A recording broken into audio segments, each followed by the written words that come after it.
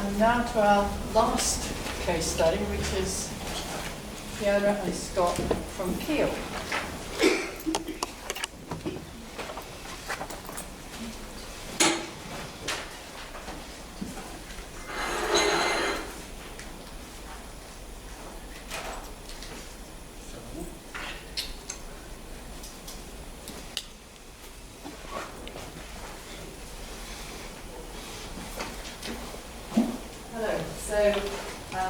I'm Fiona Cownie. This is Scott McGowan. We both work at Keele. I work in the law school, and Scott is the person in the library who's allocated to law. That's all I know. That's not a very technical way of telling you what he does, but he will tell you. Yes, I'm so-called subject liaison librarian for the law school, as well as the School of Politics and International Relations, School of Philosophy, Keele Management School, and all the various subjects associated with that too. So I'm a very multitasking. I'm a very small part of Scott's world, as you can see, and that's one of the things, one of the points we want to make, that we are not resource rich. So we work on a legal skills module. So in my academic career, I've worked at 3 different institutions, and each one now has a legal skills module, because I was asked to do that. I had my first institution, I did it because I wanted to, and after that, I've been asked to do more. So actually, how we got together was that I sought out Scott.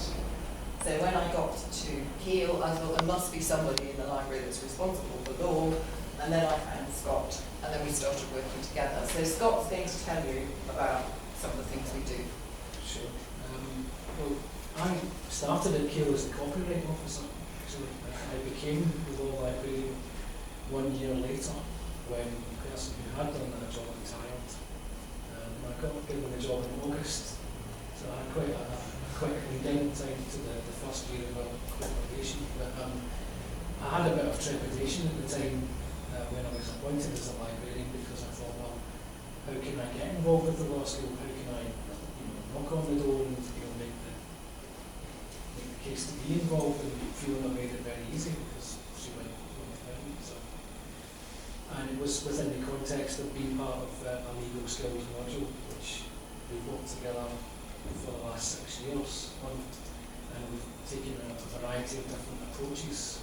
Well, certainly I have done in that time, inspired by the initial experience of doing it very quickly, and turning it around very quickly for the first year, and running with that, and then sort of reflecting on that, and then discussing with Fiona how to move forward with what the library is on this module. And the module itself is intended to be a sort of a rounded introduction to legal scholarship and all the attendant themes, the various skills attached to it, critical thinking, writing, referencing, finding items. At Keele, there's an additional agenda, the Keele Distinctive Curriculum, which is a fairly new initiative. It intends to offer students the opportunity to develop their skills in various areas, which are so-called graduate attributes. And to a greater and lesser extent, some of the programmes have engaged with this new initiative. But we had actually predated it. Yes. Think about it now, we started this work before that new initiative. So in some ways we were ahead of the game in trying to embed information literacy and information skills into this module in a more systematic way and more in a partnership than happening the other two, because I had absolutely no idea what I'd been done previously for all tax and the actual legal skills module is almost like 2 parallel activities. I look at it on one level as I feed into it in some way, but the academic staff also run a whole sort of series of workshops that are intended to give students practical experience of finding information and resolving legal problems and researching things for themselves. So I think a lot of it is based in the library, and academics lead on that rather than myself. but it revolves around the familiar themes of finding cases and statutes. How would you research a legal topic? Find this particular case, compare it to here, where did you find it cited? So, perhaps we should say something about the pattern of this. So we have our 4 topics that we do. Basically we're looking at cases and statutes, we're looking at socio-legal materials, we're looking at critical thinking, and we're looking at legal research. So those are the 4 topics that we cover. And for each topic, there is self-directed learning, an interactive 2-hour workshop, and a lecture. So you get that, not in that order, you get the lecture first, and then you go away and do your self-directed learning, and then you go to a workshop where your self-directed learning can be discussed if you wish, but basically there's lots and lots of tasks to do all around that theme. So you like doing one of those themes for a couple of weeks, and then you move on to another theme. And the idea is that you build up the skills you need to do the assessment task, and the assessment task is to write an essay on a legal topic that you know nothing about. So everything that we do is useful for the students in the sort of task that they will be asked to do in lots of their modules. And we do also cover problem solving and problem questions, but not quite so much, because my taught colleagues do quite a lot of skills teaching about problem solving and how to write a problem answer in the taught course. So we don't really have to do that too much, we just mention it. So we ought to clarify that that's the pattern of the course. So the academic staff are doing most of that delivery, but Scott is doing the workshops around legal research, basically. Yeah. Working together, well, that was, it's all very worried. I find my own personal experience is time is limited, to really to discuss things and to change things or to try out new things. So we do try, we do meet with them. Perhaps don't necessarily spend countless hours discussing it and elaborating all in some ways I'm getting quite a lot of freedom to run the sessions and do that quite. But I think one of the things that may come out is that we are reflective practitioners, so you might have noticed that Scott said when we started talking, well, every year that we've worked on this course we've changed it. So this is, it's never the same, and we are always trying to make it better. And time is extremely limited. I mean, it is for everybody, but it's kind of become slightly worse for us because I've taken on a different role at Keele and I have to be there all the time, and I'm really, very, very busy. So we are, we're probably not an exemplar, as Scott says, of really in-depth, serious discussions for hours and hours. We just don't have the time. So one of the things that perhaps we would like to get over is that you don't have to spend hours doing it to do something that we think is really valuable. We spent the time the first year. We did see each other several times and really got to grips with what we wanted to do and the philosophy of the course, and we talked about educational theory, and we talked about really where we were coming from. Once we got that established, and we knew we were on the same sort of page of the theoretical book, then I have to say that we catch up just every now and again.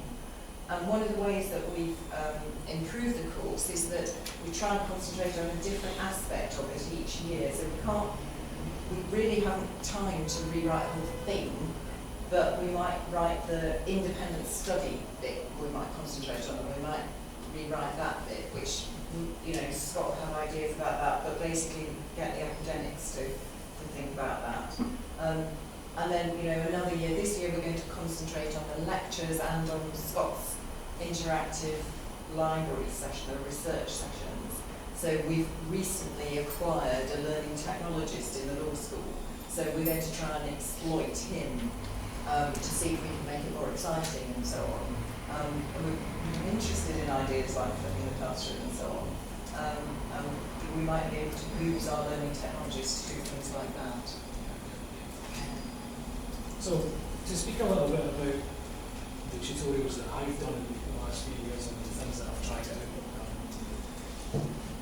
Basically, I followed the model that's been followed by many. We show and tell things, we show Westlaw, we show you how to find things on Nexus Library, or what is the library's e-journal collection, how do you interrogate it, how do you find the title. Basically, in the years that I've done this, I've had 2 sets of 6 tutorials each year. So the tutorials run in semester 1. There's 6 that are usually thematically based on library-related resources, but we'll talk about Westlaw and searching on Westlaw and Lexis Library. And the second tutorial has been an OSCAR referencing exercise. So we've taken slightly different tack as well. We've also introduced things like multiple choice tests, and a written multiple choice test which was very much focused on basic threshold concepts in law, recognising citations, recognising different types of material. So that's the main themes that have been attempted. We've attempted a group referencing exercise for a couple of years. That's handing out examples, photocopied from legal resources, get students to reference them using the OSCAR system that the module requires. Or also to initiate debate about why they think referencing is important, why plagiarism should be avoided, and so on. And all of these things that I've attempted to try and make the learning as active as possible, or the students are involved in constructing their own learning, to use the academic phrase. But that's also complemented with online help resources. We've tried podcasts in the past, we've tried little videos using Camtasia and Jing to do screen grabs and to show people how to use library resources. YouTube videos have been used as well to emphasise a point, on referencing, for example. Just things that break up the session a bit more, keep students engaged in what can be, to their eyes, used as a trap subject, perhaps. And of course that's also complemented by all the library's traditional downloadable PDFs which step out in great depth and detail how to use a lot of the resources that we have. So it's a mix. It's a mix. You can take from this menu what you can do, and it might work for you. One thing that I'm not involved necessarily that much with is assessing how much is taken on through all these resources that we need. And there's 1 or 2 challenges as well that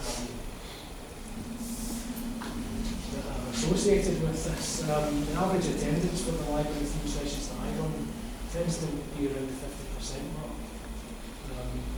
Also, there is a diversity of ability. The frame of reference for the point of the whole session perhaps isn't clear to everybody that comes along. The point has been well made today about the digital native perhaps not being as common as you think. Students might be great at using gadgets, but not able to really have a more nuanced view of the online resources that we have and what the library tries to sell to them.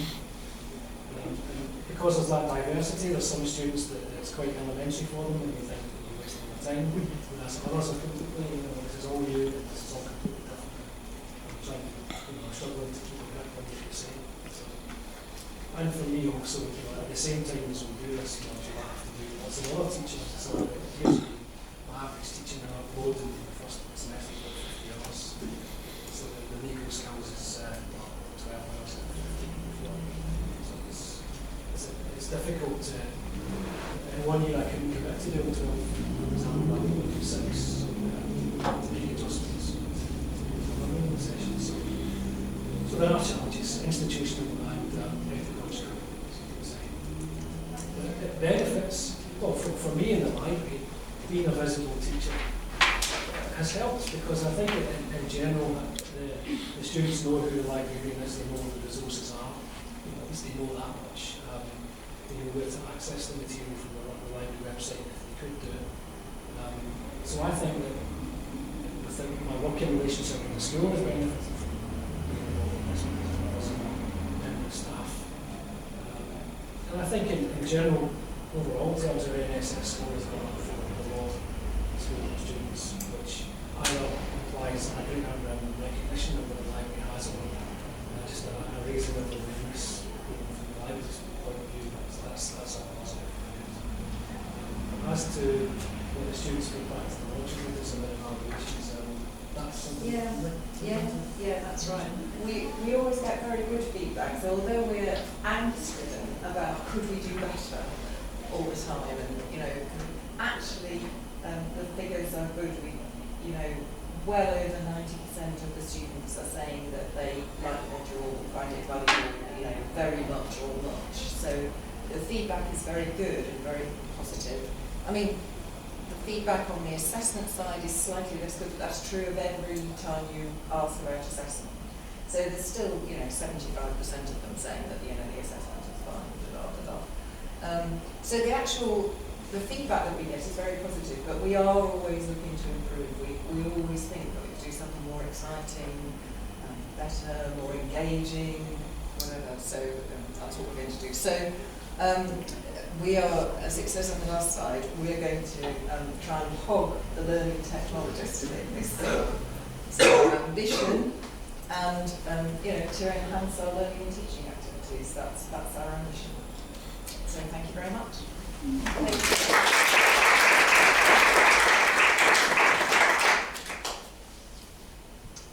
Questions? Just run away. So what sorts of things do you say? You said they then have to write an essay about an unknown area of yours. So you give them an essay. It's usually what you would recognise as an English legal system essay. Right. In perhaps a slightly more popular topic than you would do in the English legal system, and I mean phrase slightly more popularly, but it would be something like, in section 1 of case, do you think that police use their powers of stop and search effectively, or is this a controversial? It's something which is quite easy really, but it's nevertheless something they've never thought about before. I think I've done sort of like magistrate, something around magistrates and benefits and disadvantages of laypersons in the legal system and stuff like that. So general, but still a proper essay, it's still law, and they are instructed that they should refer to cases, statutes and socio-legal materials as appropriate. And they haven't had teaching or direct sort of input on that topic? None at all. You mentioned the academics all the time, the other academics, and I'm just interested, are these people who are teaching on the module with you?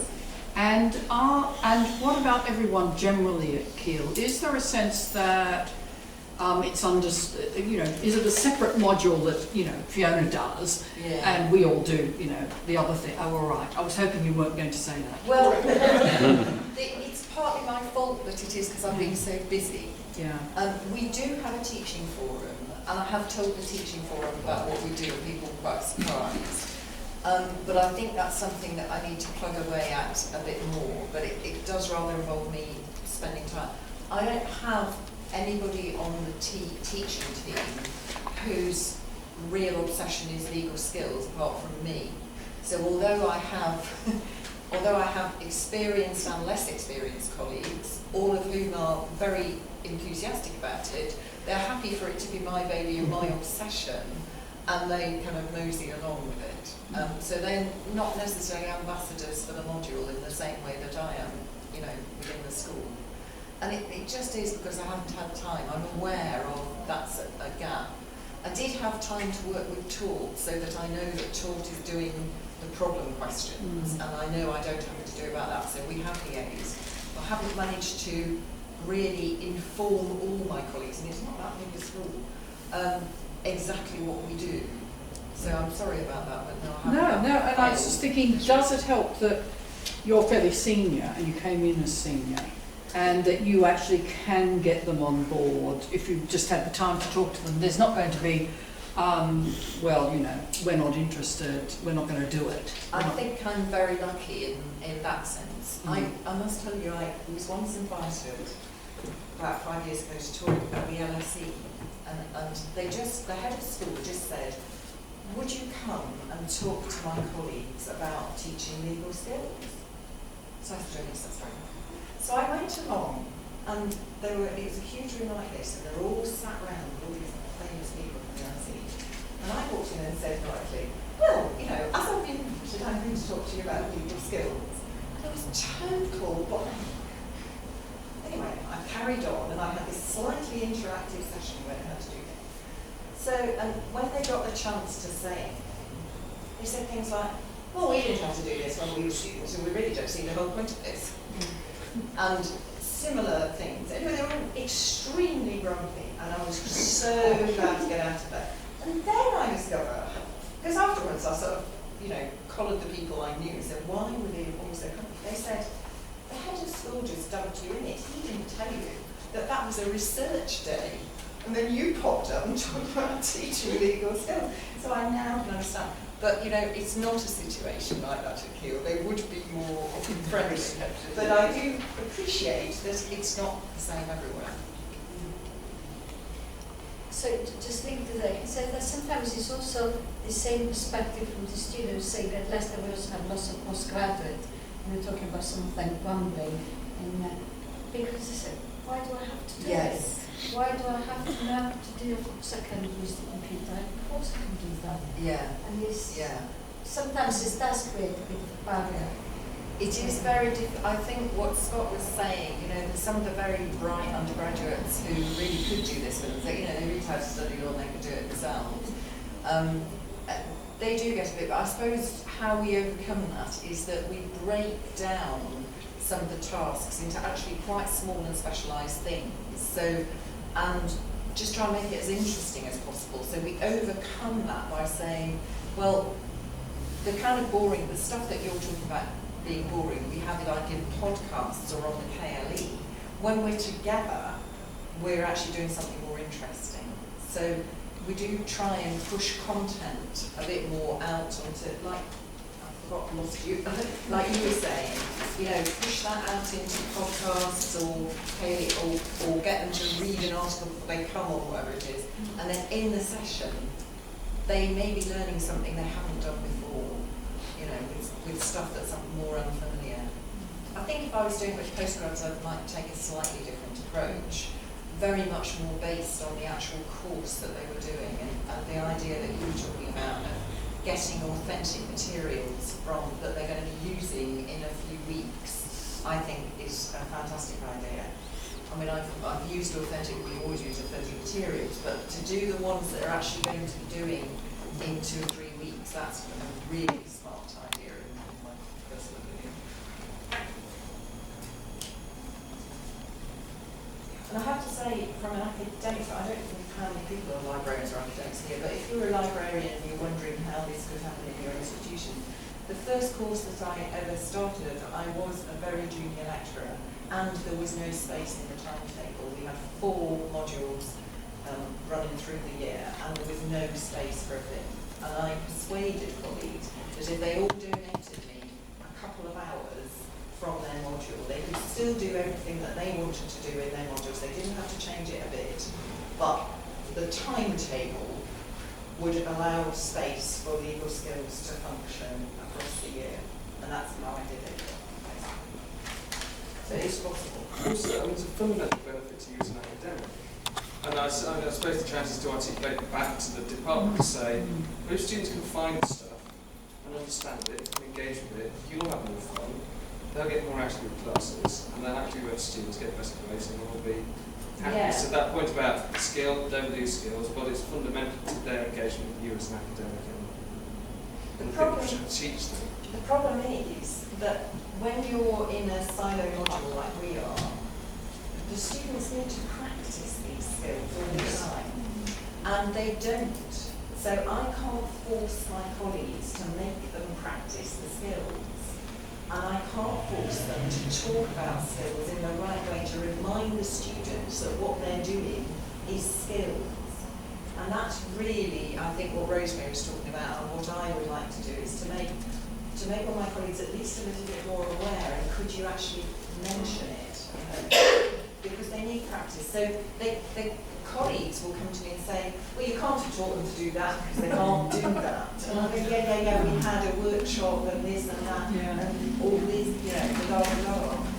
I'm sure everybody around here who teaches skills has had the same experience. I can see people smiling because they are.